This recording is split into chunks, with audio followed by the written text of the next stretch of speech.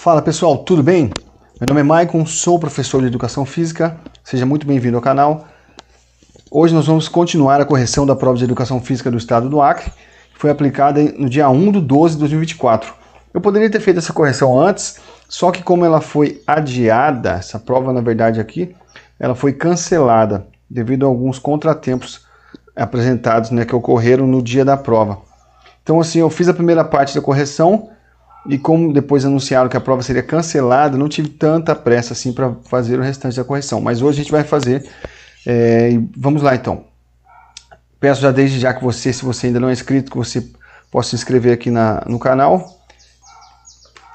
E bora pro vídeo. Continuamos então aqui, ó. Eu fiz até a questão de número 43, na parte 1 do vídeo. Questão de número 44. Quanto ao desenvolvimento do adolescente, assinale a alternativa incorreta. Essa banca Nosso Rumo, ela gosta de colocar isso aqui, ó, incorreta. Então é muito importante a gente ler com cuidado o enunciado da questão, porque senão a gente pode colocar, buscar a alternativa correta e errar por bobeira. O crescimento que ocorre na adolescência não é uniforme. O tronco de um adolescente cresce primeiro, seguido pelo crescimento das pernas. Vamos lá então. O crescimento na adolescência realmente não é uniforme. Até aqui, ok. É importante a gente fazer essa correção dessa prova, porque como ela vai ser reaplicada, de repente muito conteúdo que está sendo apresentado aqui vai cair novamente, né? O tronco de um adolescente cresce primeiro, seguido pelo crescimento das pernas. Bom, como eu estou falando aqui, o crescimento não é uniforme, por quê? Ele ocorre em picos de crescimento, com fases de aceleração e desaceleração. As extremidades do corpo, como por exemplo as mãos e os pés, são as primeiras a crescer em um adolescente, e depois vêm os braços e a perna. O tronco é a última parte do corpo a crescer. Então aqui o tronco aparece como crescendo por último, e não aqui, ó, não cresce primeiro. Então isso aqui deixa essa alternativa incorreta. Então nós já temos a nossa resposta aqui, ó. 44, letra A. Vamos terminar de ler as questões. Até a adolescência há diferenças pequenas, mais sistemáticas no vigor dos meninos e das meninas. Por que adolescência? Porque enquanto eles não entram na puberdade, existe um grande equilíbrio entre forças de meninos e meninas. Eles exibem vigor ligeiramente maior que elas. Há um desenvolvimento acelerado no tecido muscular dos meninos, que se faz acompanhar de significante aceleração em seu vigor. Nas meninas, o desenvolvimento dos músculos não é tão acelerado quanto nos meninos, porém é evidente que existem diferenças individuais em vigor.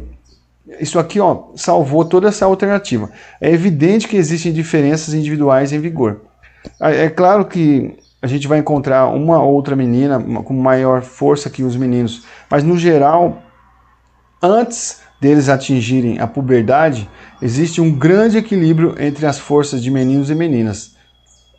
E aqui eles terminam então falando assim, pois há meninas que são mais fortes que alguns meninos da mesma idade. Então essa aqui está correta. Letra C. Embora os adolescentes variem na idade de amadurecimento das características sexuais primárias, quais são as características primárias, pessoal?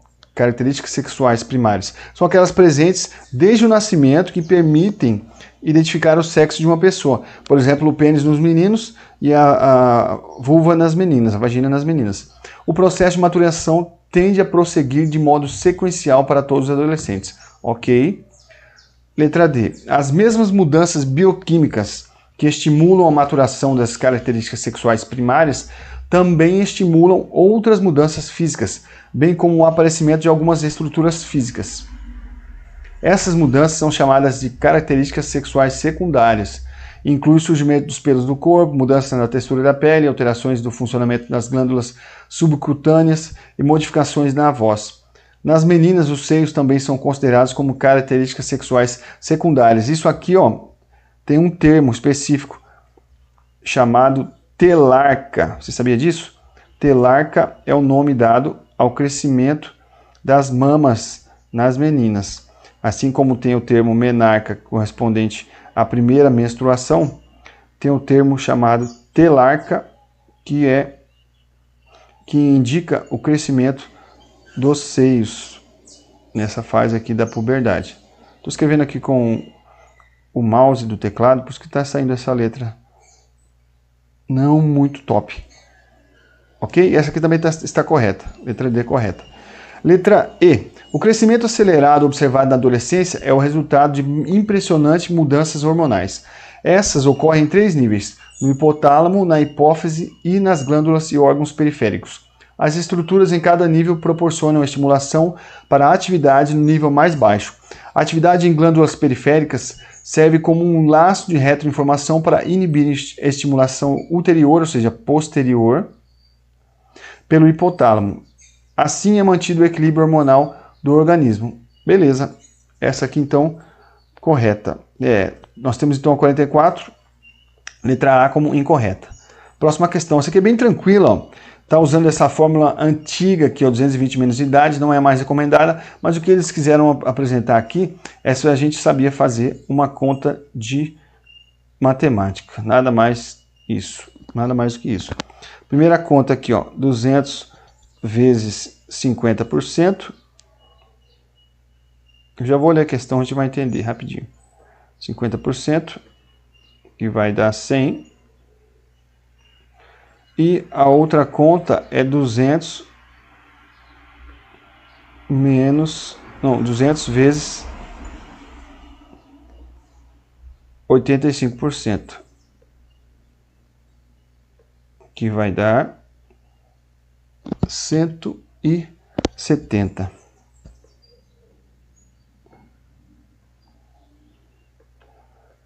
Igual aqui 100 e 170. Essa aqui é tranquila, essa questão. Não temos dificuldade para fazer essa questão. O que eles querem saber é uma pessoa que tem uma idade de 20 anos e quer fazer uma zona de treinamento para ela, entre 50% e 85%, usando a fórmula 220 menos a idade. 220 menos a idade vai dar um total de 200. A gente multiplica por 50%, vai dar 100. O limite inferior. E 200 vezes 85% vai dar de 170. Ele vai fazer então um treino aeróbio, levando em consideração para manter a frequência cardíaca durante o treino entre esses dois valores aqui. Certo? A alternativa correta, então, letra A. 46. Esse aqui é bem interessante, pessoal. Tem bastante conteúdo nessa questão aqui. Quanto à periodização de treinamento, assinale a alternativa correta.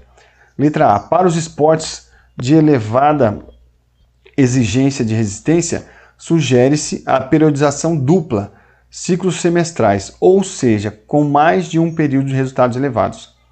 Para os esportes de força e velocidade, sugere-se a periodização simples, ciclo anual, que busca apenas um período de resultados elevados. Aqui eles inverteram, ó. Para esportes de elevada exigência de resistência, esportes aeróbicos, por exemplo, corrida, maratona, onde tem exercício aeróbio, pessoal, para esportes de elevada resistência, a periodização simples é mais recomendada, devido à necessidade de um ciclo longo e estruturado. Então aqui, falou em exercício de resistência, ó, resistência com predomínio da resistência, exercício aeróbio, por exemplo, de longa duração, o que é mais recomendado e mais utilizado é a periodização simples, ou seja, ele vai ter um pico, um período ali em que ele vai estar no ápice do desempenho físico dele, certo?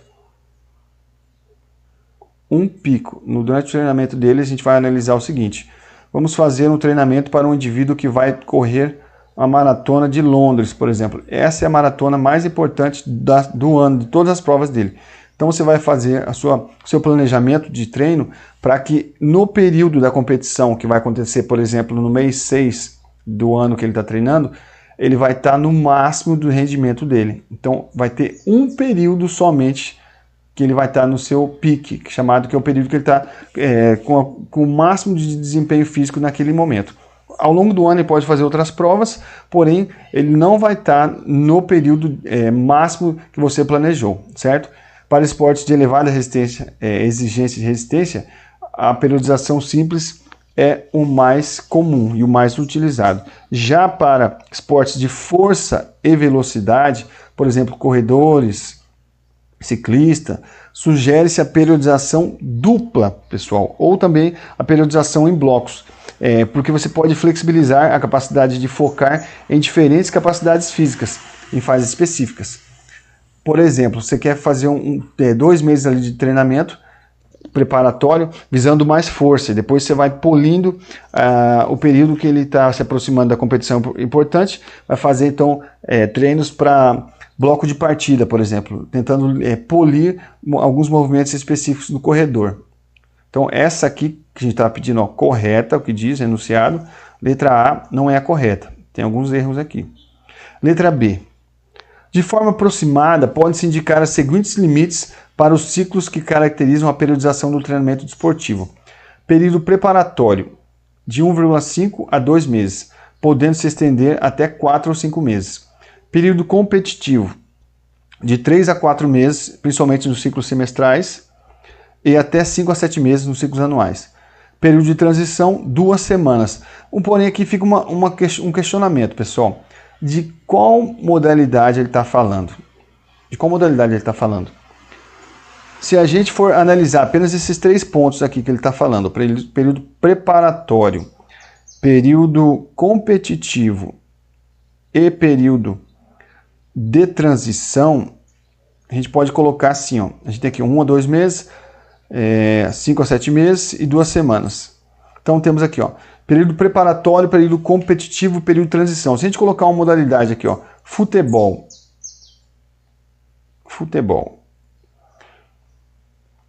O período preparatório, pessoal, do futebol é muito pequeno, geralmente de 4 a 6 semanas ali que eles fazem o período preparatório. O restante é todo o período competitivo. Então eles vão ajustando o tempo aqui de competição, aqui ó, semanas, tá? Semanas. Estão ajustando o treinamento dele durante o período competitivo, que dura quanto tempo? Eles começam a competir em janeiro e vão parar a competição em dezembro. Chega a ser o quê? 10 meses de competição. E o período de transição ali, 2 semanas ou 3 semanas que eles têm. Vamos colocar aqui 2 semanas no futebol. Se você coloca, por exemplo, um maratonista iniciante, ele tem pouco tempo ali de prática esportiva, então ele precisa dedicar muito tempo na fase preparatória. Poderíamos colocar aqui de 4 a 5 meses. 4 a 5 meses. Então isso aqui oscila bastante. E eles colocaram poucas informações aqui. Poucas informações. Mas o que a gente pode colocar aqui, ó, 4 a 5 meses. E o período competitivo vai depender também do número de competições que eles têm ao longo do ano. Vamos colocar aqui, o período competitivo vai depender do planejamento e do calendário esportivo que eles têm para o ano. Assim como eu falei, se colocarem para ele fazer o treinamento, para ele ter o máximo de desempenho numa prova no meio do ano, vamos colocar aqui período competitivo de 4 meses. Ou 2 meses, às vezes 2 meses. 4 ou 2 meses. Só que na fase preparatória, que sempre será maior se o indivíduo tem pouca experiência, certo? Não dá para colocar aqui sempre, mas numa modalidade que a ênfase é aeróbia, exercício de resistência, por exemplo, é maior chance que ele tenha uma dedicação no período preparatório maior do que no período competitivo, na modalidade de resistência, certo? Então, com essas informações que nós temos aqui, ó, é muito difícil falar. Eles colocam de 1,5 a 2 meses, podendo se estender até 4 a 5 meses. Período competitivo, de 3 a 4 meses, principalmente nos ciclos semestrais. Isso aqui, ó, não bate, falta informação. Então, isso aqui está errado. Essa questão está errada por causa disso. Faltou informação e eles colocaram um negócio muito genérico que não tem como a gente considerar essa alternativa correta. De maneira geral, o período competitivo mais longo é observado no caso de treino de corredores de fundo, ok? E especialista do pentatlo ou do decatlo. Por sua vez, o período preparatório mais longo é típico das modalidades que envolvem jogos coletivos. Aqui, ó, lembra que eu falei de futebol?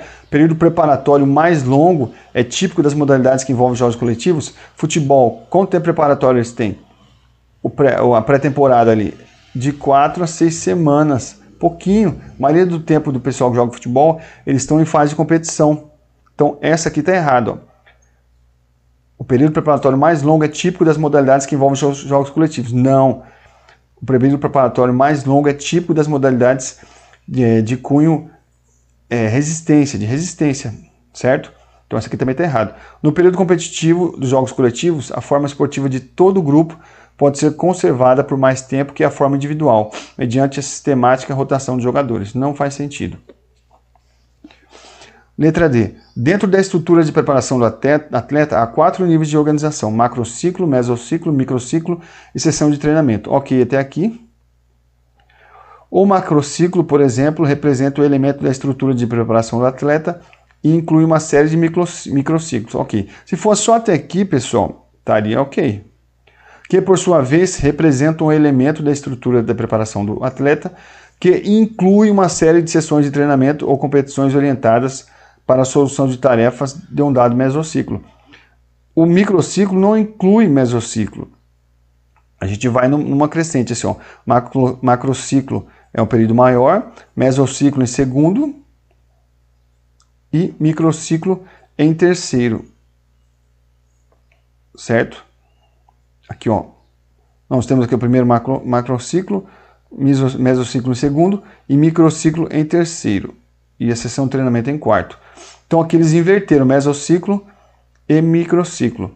Quando a gente coloca lá em cima, no ano, por exemplo, a gente tem um macrociclo de treinamento com que tem 12 meses, um macrociclo inteiro. É esse período de um ano. Quantos mesociclos a gente pode colocar? Vamos colocar aqui, ó, um mesociclo de 4 meses. 4 meses, nós temos então um mesociclo. Cada microciclo a gente pode colocar aqui de uma semana, microciclo de uma semana. E sessão de treinamento é cada dia que a pessoa treina. E aí fica dessa forma então, macrociclo, mesociclo, microciclo e sessão de treinamento. Eles inverteram aqui e se a gente não tiver atenção, essa questão acaba passando como correta. Por fim, a letra E, na tentativa de adequar a periodização do treinamento desportivo à difícil realidade dos calendários de competição e a crescente especialização por que vem passando os treinos dos atletas, têm sido elaboradas algumas propostas alternativas das quais é possível destacar: a estrutura do treinamento pendular, a estrutura modular por saltos, a estrutura de treinamento em blocos, o treinamento estrutural, a estruturação individual do treino e a estrutura de treinamento para as modalidades coletivas. Essa aqui está correta. Então, questão de número 46, a letra E é a correta. 47, pessoal. Sobre fundamentos técnicos de ataque no basquetebol. Leia a descrição abaixo e, em seguida, assinale a alternativa que apresenta a que fundamento ela se refere. Isso aqui não tem mistério. Em posse da bola, sem ter que cair no solo, é permitido que o praticante se locomova. Do que está falando aqui? Obviamente, apenas em casos especiais, a exemplo de quando o jogador já está em progressão prévia, em que ele tem por direito empunhá-la e executar até 2 passos rítmicos de posse da bola, para fazer a aproximação à cesta. Só que está falando da bandeja. Também não tem muita dificuldade essa questão. 48. Sobre educação física e esportes adaptados. O professor de educação física, antes de prescrever qualquer exercício, esporte ou atividade física, deve realizar uma avaliação física de seu aluno e um eletrocardiograma, visando detectar possíveis problemas orgânicos, motores, antropométricos e fisiológicos, como falta de flexibilidade, incapacidade de sustentar atividade aeróbia, incapacidade respiratória, limites cardíacos, falta de força e resistência para erguer o corpo, transferi-lo de forma independente ou para erguer o corpo para prevenir úlceras de decúbito, escaras, força e resistência para impulsionar a cadeira de rodas ou se locomover com auxílio de muletas, prótese e percentual de gordura. pessoal, essa questão aqui, ó, tá falando sobre esporte adaptado. E quando ele fala aqui, ó, que deve, antes de prescrever qualquer exercício, esporte, atividade física, deve realizar uma avaliação física do seu aluno em um eletrocardiograma, ele não está dentro da sua esfera da sua alçada, né? O eletrocardiograma é com o médico. Ele pode solicitar aqui, ó, pode solicitar um eletrocardiograma, visando detectar possíveis problemas orgânicos, motores, antropométricos e fisiológicos. Só que aqui, ó, o eletrocardiograma não vai... Aqui, ó, avaliação física do seu aluno em um eletrocardiograma, ponto.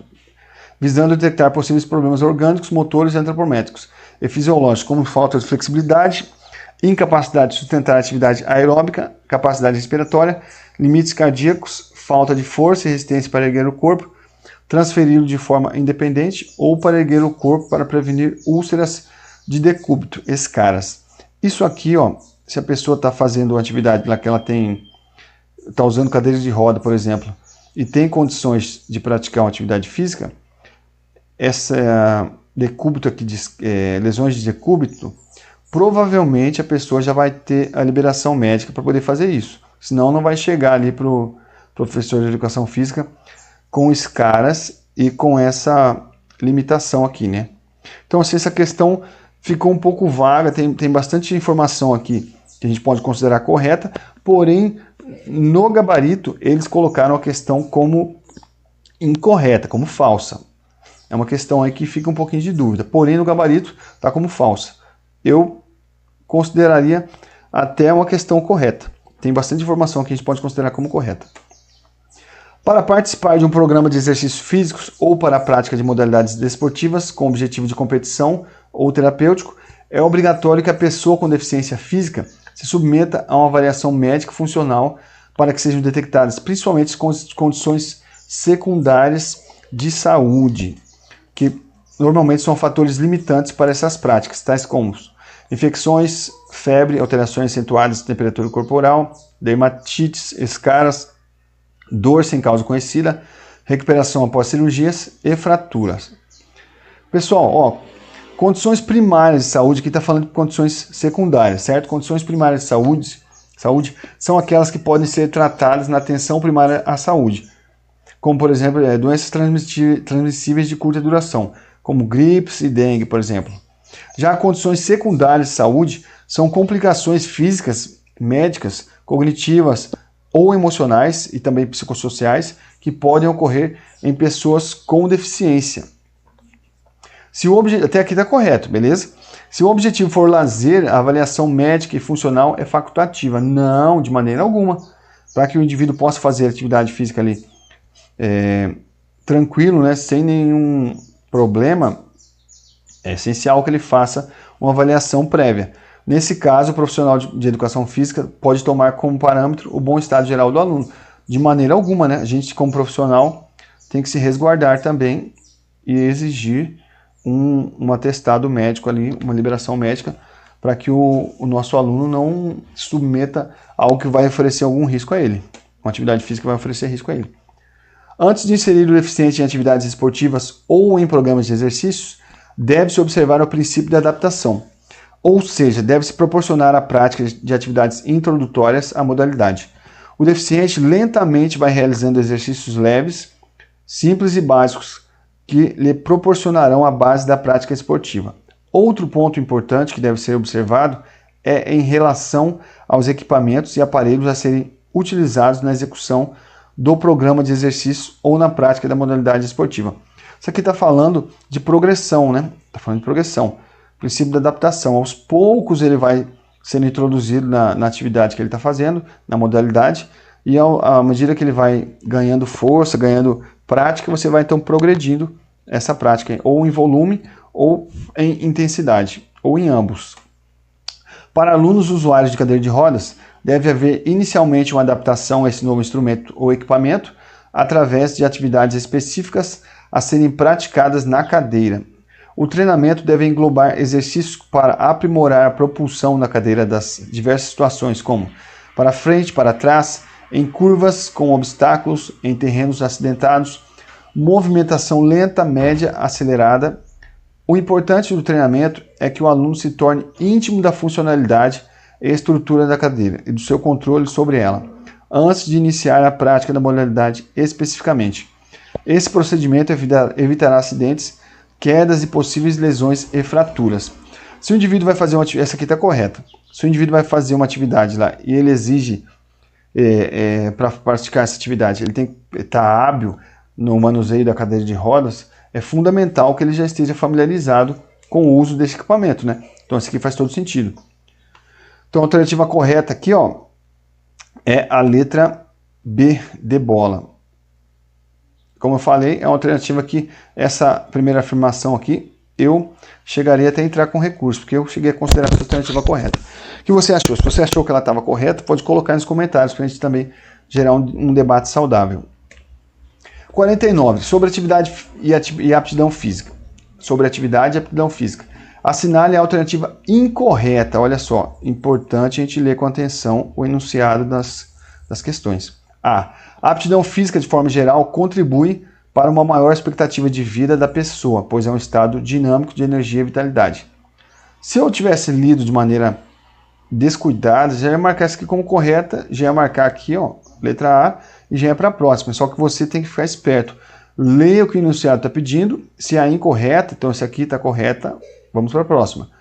B. Ter uma boa aptidão física auxilia o indivíduo a realizar as atividades da vida diária, atividades que proporcionem lazer, enfrentar emergências imprevistas sem fadiga excessiva, de maneira saudável e eficaz, além de contribuir para o não surgimento de doenças hipocinéticas. Hipocinéticas são doenças ligadas a baixa atividade física, né? Se você fica muito tempo sentado, isso vai fazer com que o seu corpo desenvolva algumas doenças hipocinéticas. Então essa aqui também está correta. A aptidão física está ligada a duas vertentes, à saúde e ao desempenho esportivo. Quando voltada para a saúde, a aptidão física abrange mais pessoas e valoriza variáveis como resistência cardiorrespiratória, força, resistência muscular e flexibilidade. Ok. Agora, quando voltada para o desempenho, o grupo torna-se mais seleto e volta-se mais para a potência ou força explosiva, velocidade, agilidade, coordenação e equilíbrio. Que aqui está buscando, quando fala voltado ao desempenho, está buscando vitória, né? Então, é lógico que isso aqui vai ser mais exigido. Velocidade, agilidade, coordenação e equilíbrio. O que não é o principal, fundamental, quando a gente estava falando de saúde. Então, essa aqui está correta. Letra D. A aptidão voltada para a saúde permite que a pessoa realize suas atividades com o mínimo de risco para as condições crônicas degenerativas. Correto até aqui. Agora, quando relacionado ao desempenho, as contribuições estão voltadas para a realização das tarefas específicas exigentes durante as práticas, ou seja, a saúde fica em segundo plano. Não quer dizer, o risco, para você estar no seu máximo de desempenho, você está bem próximo ali de uma lesão. Então, quando você está correndo na sua velocidade máxima, a chance de você se lesionar é muito maior do que quando você está fazendo uma caminhada. Só que quando você está fazendo voltado no desempenho, a intenção é a vitória. Então, o mínimo de risco não entra aqui na conta, certo? Então, essa aqui está correta. E por fim, letra E, na atividade física, aqui está interessante, está falando de atividade física e exercício físico. Importante lembrar a diferença dos dois. A atividade física é qualquer movimento que você faça que gere gasto calórico, porém sem a intenção de melhorar alguma capacidade física sua, como a aptidão cardiorrespiratória, flexibilidade, por aí vai, certo? A atividade física é essa primeira definição. Já quando a gente está falando de exercício físico, tem outra definição, que quando você faz exercício físico, é um horário reservado na sua agenda para você fazer uma determinada atividade, onde você intencionalmente está fazendo aquele exercício ali com a intenção de melhorar alguma capacidade física sua. Olha o que está falando aqui, na atividade física ocorre um gasto energético, ok. Ele será estruturado em diferentes maneiras, como tempo em atividade ou execução, repetições realizadas e o objetivo de cada pessoa. Isso não é atividade física, isso é exercício físico. Por exemplo, quando se está em um treino de futebol ou na academia realizando um treino, ou seja, A atividade física, de maneira geral, além de fazer a manutenção ou otimização do condicionamento físico, melhora a aptidão física e a nossa saúde.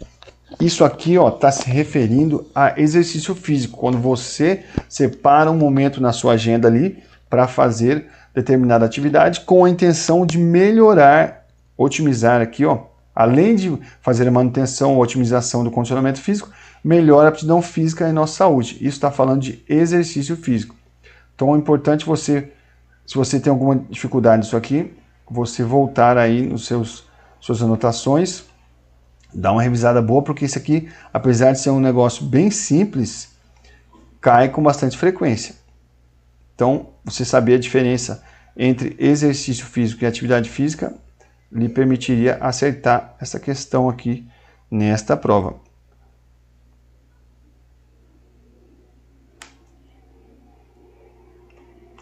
Incorreta, tá falando de uma coisa e tá apresentando outra aqui, certo? Incorreta a letra E. Por fim, a última questão dessa prova. Conta conhecimentos técnicos em voleibol. Correlacione as colunas abaixo e em seguida assinale a alternativa que apresenta a sequência correta. Eu não sou da área do voleibol. Como é que eu acertaria isso aqui, Tá falando aqui, pra gente correlacionar. Passe, bloqueio, levantamento e defesa. O que eu achei mais fácil aqui, foi essa aqui, desta ação depende o ataque. Logo, a pressão sobre o jogador que atua nessa posição é muito grande. O que acontece antes do ataque no voleibol? O levantamento, correto? Então, o levantamento depende, o ataque depende do levantador. Se o levantador faz um bom levantamento, o ataque tem um sucesso ali na execução. Então, dessa ação depende do ataque. A gente já fez o levantamento aqui. Outra que eu achei bem fácil a gente lembrar aqui, foi isso aqui, essa terceira aqui, essa segunda aqui, Um bom desempenho neste fundamento, além de permitir a formação de contra-ataques, bem como uma possível vantagem no placar da partida, também promove uma desestabilização emocional nos atacantes adversários. Por quê? O que acontece aqui, pessoal? Se você, o time adversário faz um ataque e você consegue defender, você então vai gerando uma desestabilização emocional nos adversários. Então, o que eu achei mais fácil foi por isso aqui, A segunda, segundo parênteses aqui, a 4 e a última 3.